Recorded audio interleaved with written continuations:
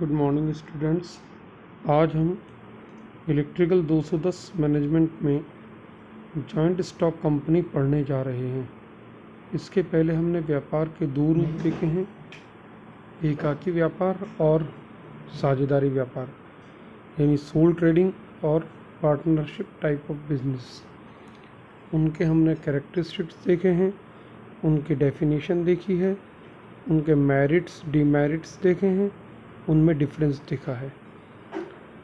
यानी हमने उनके लाभ हानि, उनकी परिभाषा, उनके लक्षण, ये सब और उनमें अंतर देखे हैं।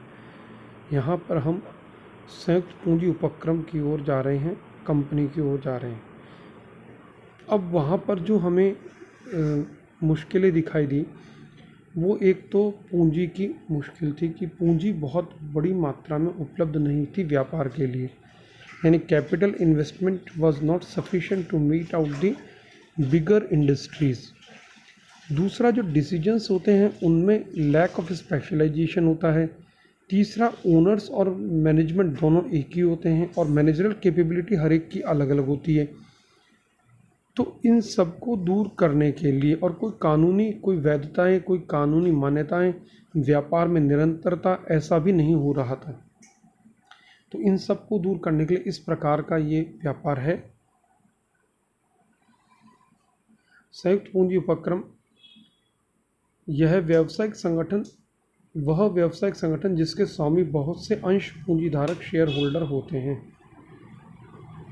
शेयर होल्डर का कंपनी पर स्वामित्व शेयर होल्डर के शेयरों के अनुपात में होता है।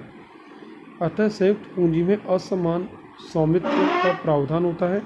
भारत में कंपनियां भारतीय कंपनी अधिनियम 1956 द्वारा शासित होती है। This is a form of business organization in which owners are so many shareholders, and shareholders' ownership is according to the proportions of shares, and this is a unequal ownership type of business, and this is governed by Indian Company Act 1956।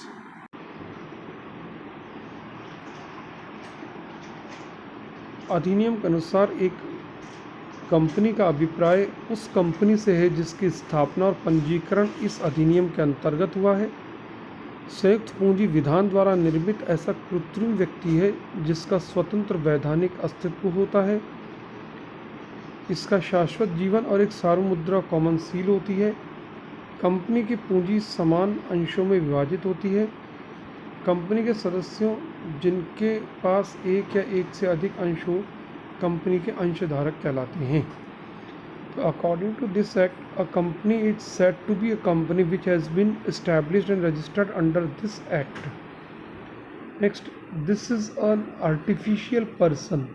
कृत्रिम व्यक्ति है, यानी कृत्रिम व्यक्ति का मतलब है जीवित व्यक्ति नहीं है, लेकिन एक व्यक्ति टाइप है, और इसका जन्म, बर्थ, इसका डेवलपमेंट, विकास और इसकी मृत्यु, ये सब इस अधिनियम के तहत होती है।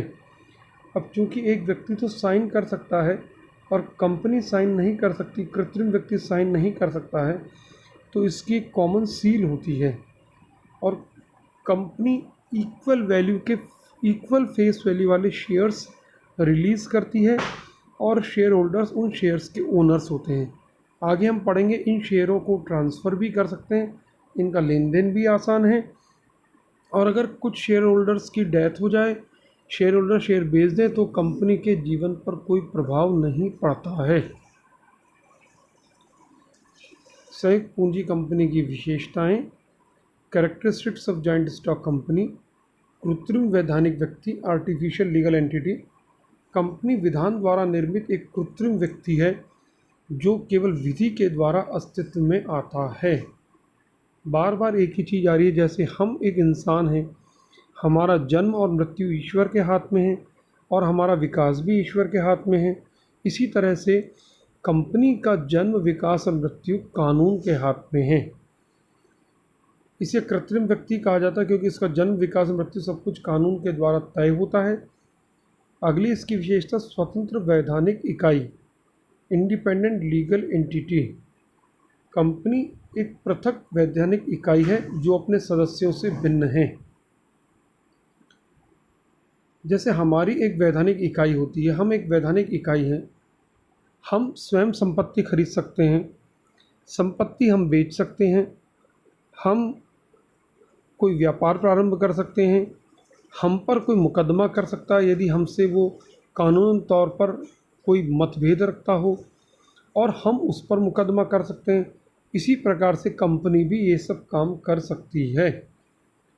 यानी यह अपने नाम से संपत्ति रख सकती है, किसी से कॉन्ट्रैक्ट या अनुबंध कर सकती है, यह दूसरों पर मुकदमा कर सकती है और दूसरे भी इस पर मुकदमा कर सकते हैं। शाश्वत जीवन, परपेचुअल लाइफ। एक कंपनी का जीवन शाश्वत होता है, परपेचुअल होता है।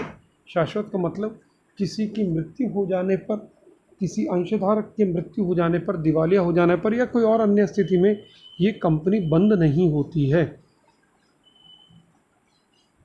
सीमित दायित्व। इस प्रकार की कंपनी में जो महत्वपूर्ण विशेषता है वो सीमित दायित्व, लिमिटेड लायबिलिटी है। देखिए, अब तक जो हमने दो प्रकार के व्यापार देखे थे उसमें अनलिमिटेड लायबिलिटी थी, सबसे ज़्यादा तो सोल ट्रेडिंग में थी। यहाँ पर यदि कंपनी में दिवालियापन होता है या कंपनी बंद हो जाती है या कंपनी को नुकसान होता है और कंपनी को देनदारियाँ चुकानी होती है, तो व्यक्ति की व्यक्तिगत संपत्ति चुकने की नौबत सामान्यतः नहीं आती है, क्योंकि उसकी जिम्मेदारी उसके नंबर ऑफ शेयर्स पर ही तक ही सीमित है। सार्वमुद्रा, कॉमन सील। एक कृत्रिम व्यक्ति होने के कारण कंपनी स्वयं हस्ताक्षर, सिग्नेचर नहीं कर सकती है, इसलिए कंपनी की एक कॉमन सील होती है। अंशों की हस्तांतरणीयता, ट्रांसफ़र ऑफ शेयर्स। एक सार्वजनिक सीमित कंपनी के अंश स्वतंत्रतापूर्वक हस्तांतरणीय होते हैं।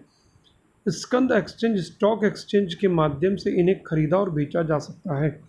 हम भी देखते हैं, जैसे हमारे देश में, भारत में दो प्रमुख स्टॉक एक्सचेंज है। बीएसई बॉम्बे स्टॉक एक्सचेंज, जिसका सेंसेक्स बहुत प्रसिद्ध है, जो ऊपर नीचे होता है तो खबरों में रहता है। और इसी प्रकार से एक और स्टॉक एक्सचेंज है भारत में, NSC, national stock exchange.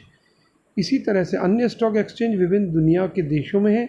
Nasdaq America में है, डाउ जोन्स अमेरिका में है, और अन्य अन्य देशों में भी स्टॉक एक्सचेंज हैं।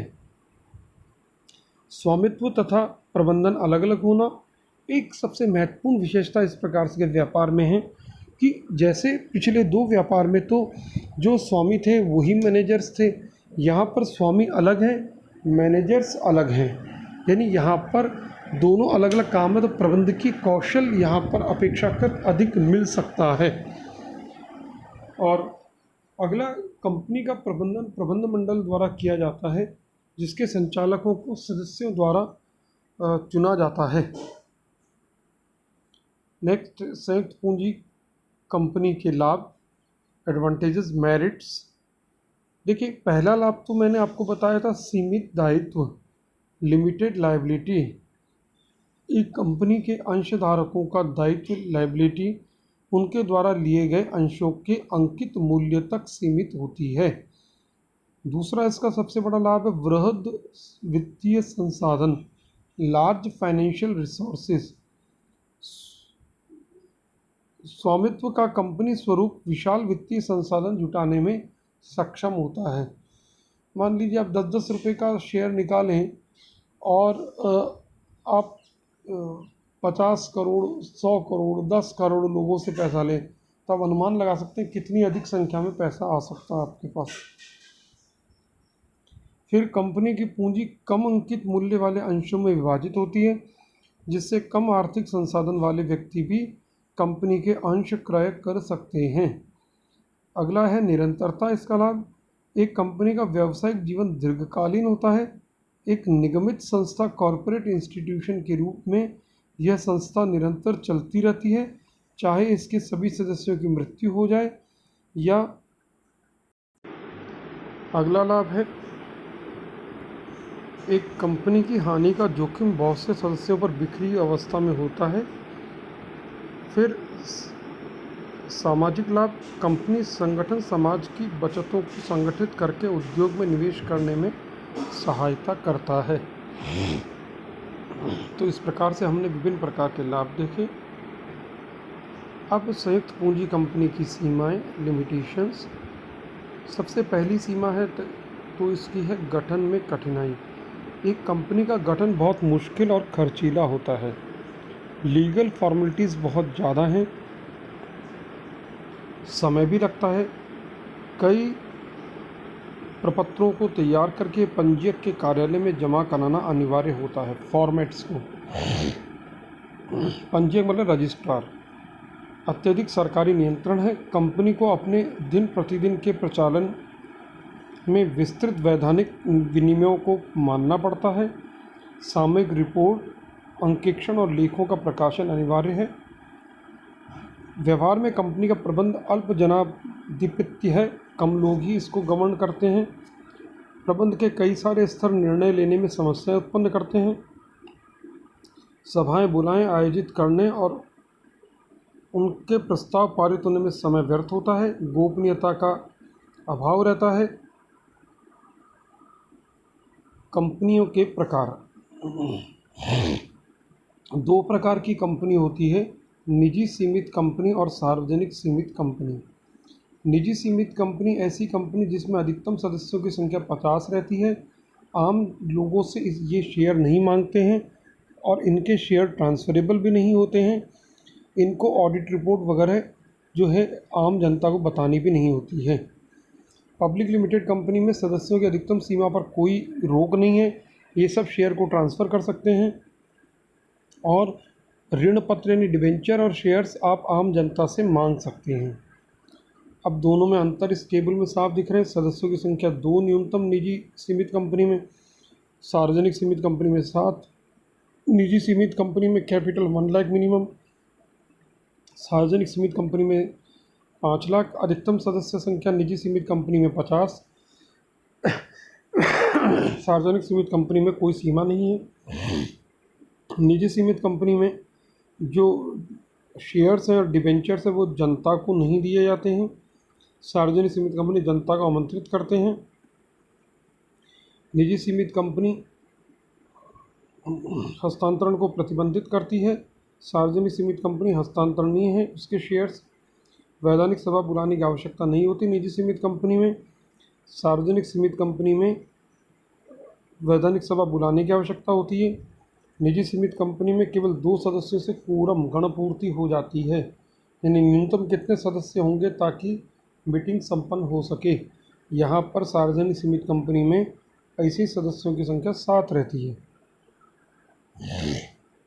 अब अंत में सरकारी कंपनी भी देख लें।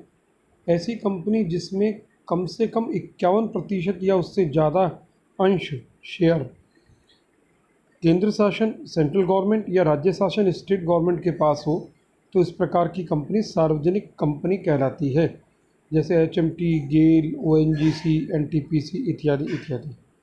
तो हमने आज इसके साथ इस लेक्चर को समाप्त करते हैं। आगे हम कोऑपरेटिव सोसाइटी पढ़ेंगे। धन्यवाद।